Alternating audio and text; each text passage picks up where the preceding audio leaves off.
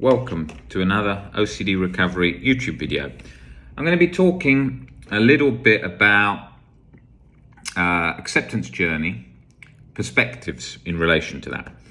I asked some people in the webinar the other day, I said, what do you want me to cover in these videos? What do you want to see? And general feedback, people said, I like it when you talk sort of about philosophy and life in general and how it works in relation to OCD. So I thought that's what I would do. I thought that's what I would come on here and talk about. So the first thing is with the recovery journey, it's your brain is this vessel that's navigating us through life on this rock in outer space, okay? Now, that brain we've just woke up in, and the body is this spacesuit that we're in outer space, keeping us alive, okay? Now, with OCD, what you're doing is there's no rocket science, there's nothing super complicated, but there's nothing super simplistic either. You're learning to change your perceptions for navigating this planet when dealing with fear and risk. What does a brain do?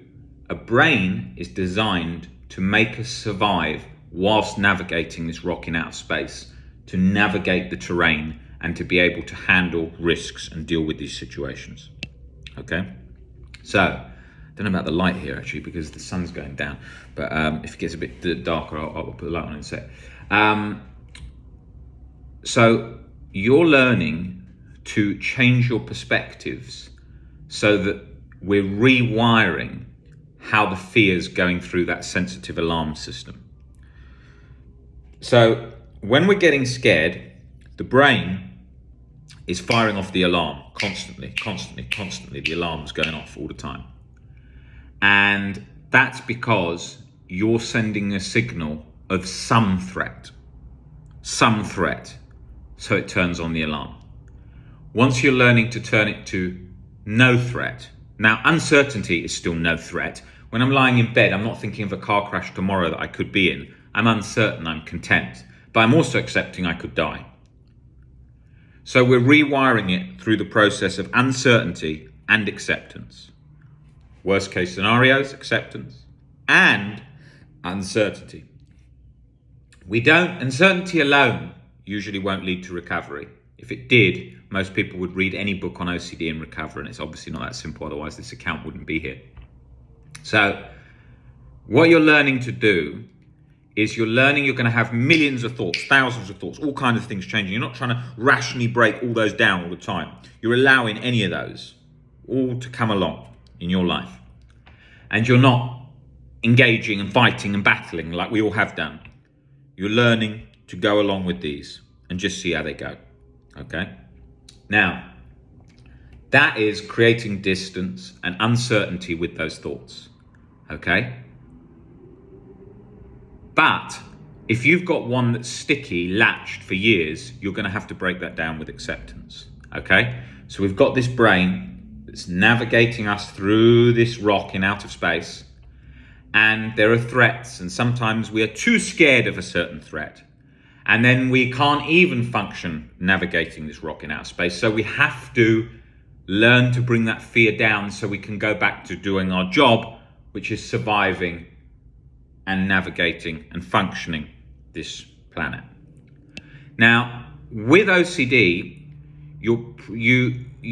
we tend to think, because we hear words like ERP, CBT, which, although there is the key message in the principles that those are helping you with to recover with, it's often overcomplicated. We learn to think that there's some special method to get rid of, to fix, to cure, to whatever, but it isn't. An exposure, if you were scared of a rock on the floor, it's seeing the rock and touching the rock and realizing, let's turn down this anxious response. The brain is going to do that. That can be called ERP, learning to do that and learning to feel that feeling and allow any thought to play out and do that. But in reality, it's just touching a rock, learning not to be scared and learning to leave the brain. The brain can say, I'll be calm, I don't need to fight and battle because you're comfortable here, okay? Now that can be comfortable with the uncomfortable. you can get comfortable with the fact that you're going to die. You can get comfortable with the fact you're about to face a tiger. Yeah? Acceptance and when you're trying to run from a scenario, you're trying to escape something. Anxiety has a reason. If you suddenly see a tiger, it wants you to get away. But if you've now got no other option but to stay with the tiger for the next year, your brain's going to calm down. It's going to turn up just when you're about to be eaten probably, but it's going to calm down. So your brain is turning that anxious response up and down based on the scenario. Now, someone who's got cancer, who's going to die, where they're terminal cancer, they've accepted the death. So they're calm. They're not chronically anxious. They'll be maybe anxious at different times, test results and so on, when they're playing with the idea of maybe I'm going to survive, maybe I'm not the danger, and then you're getting the signal going through the alarm system again. But realistically, what you're doing is you're learning to be calm in the face of anything that happens in our lives whilst on this planet. People are calm in battle that have learned to be. They'll be anxious at times, but they're not chronically anxious. They've learned to be at peace with it. So we are learning to be at peace whilst navigating this rocking out of space. We are learning to calm things down, whatever happens. The human disturbances are caused by comparison. I need that life. I want that life. I deserve that life. The other. This shouldn't happen to me. This shouldn't be the situation. This isn't what I planned. This isn't the life I dreamed of.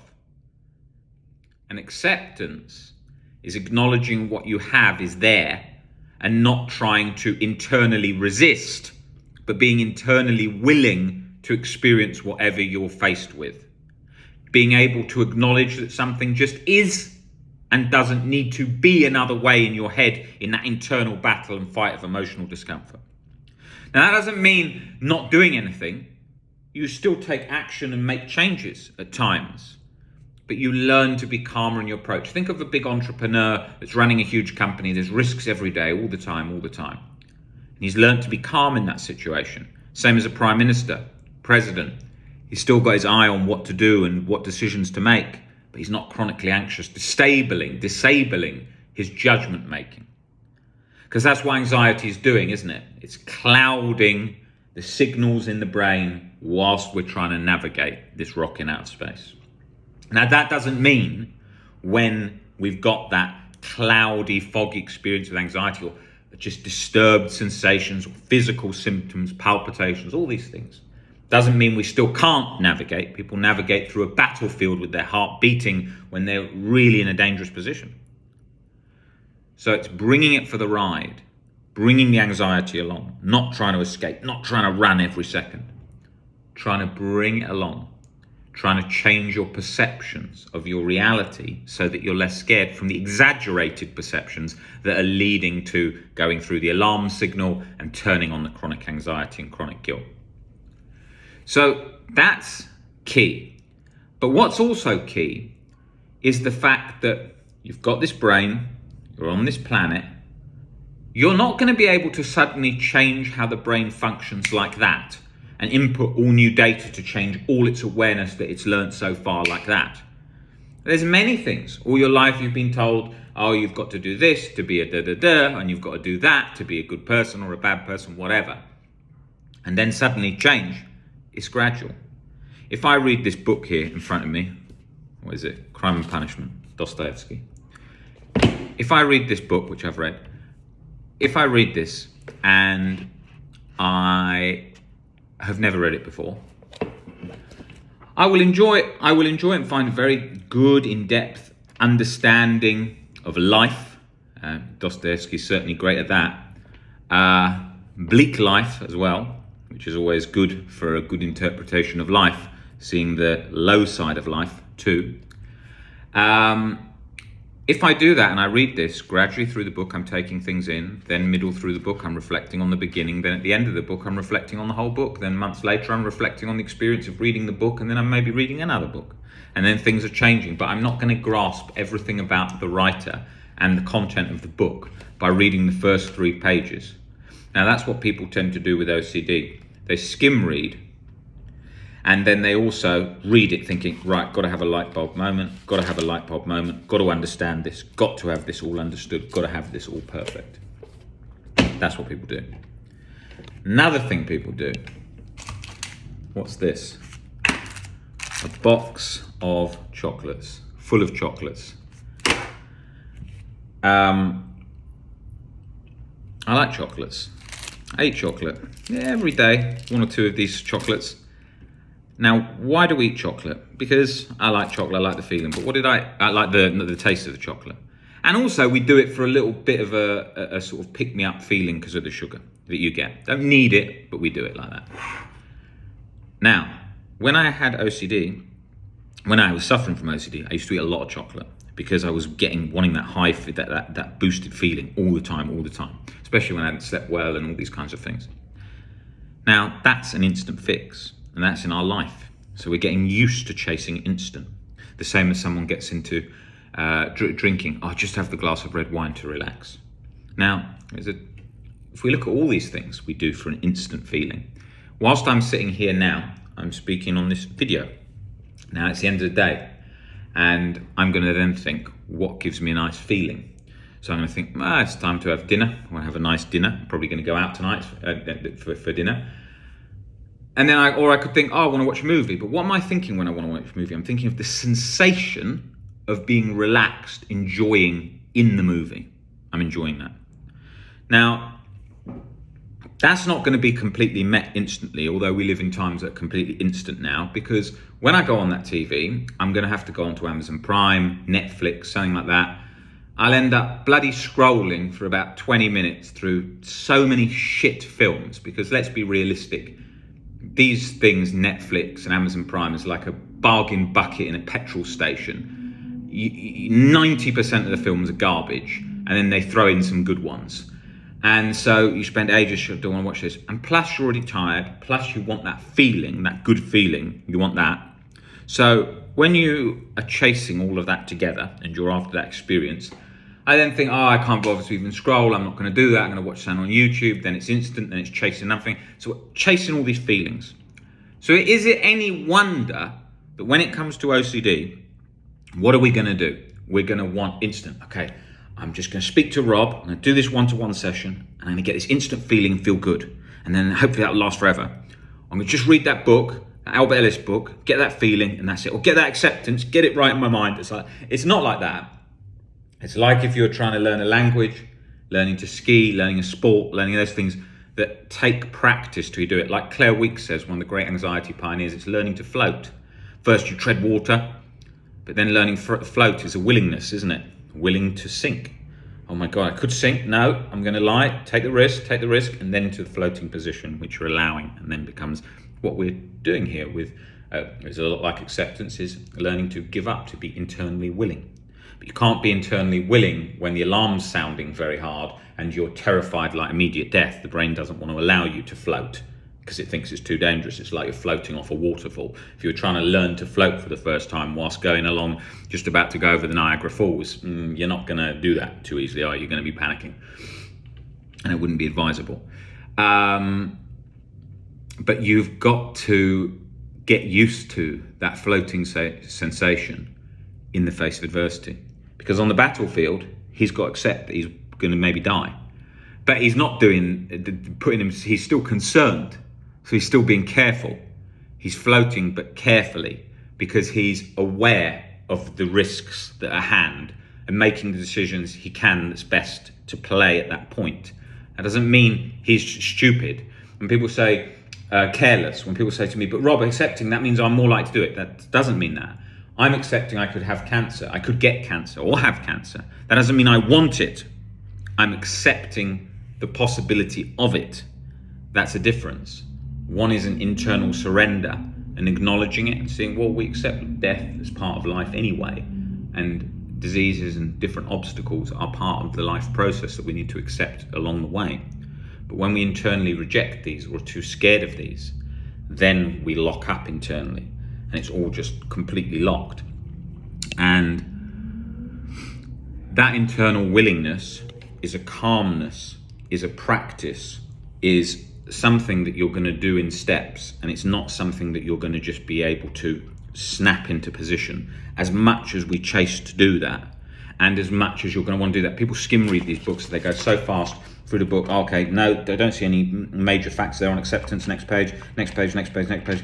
Okay, I don't really get it. Let's ask, why haven't I got it? Am I doing it wrong? What do I do to accept? Rob, can you give me a blueprint of exactly what to do for accept, point by point, principle by principle, so I get it all done, I get it all answered, and I get it all perfect in my head now, so that I never get stuck and never have a problem ever again. So what you're trying to do there is you're trying to lock down acceptance, and you're also trying to lock off anxiety. And the problem with doing that is it does the opposite, because it doesn't like to be shunned, it likes to be brought along. If you bring it along because it's designed to save your life, then you haven't got it pushing back.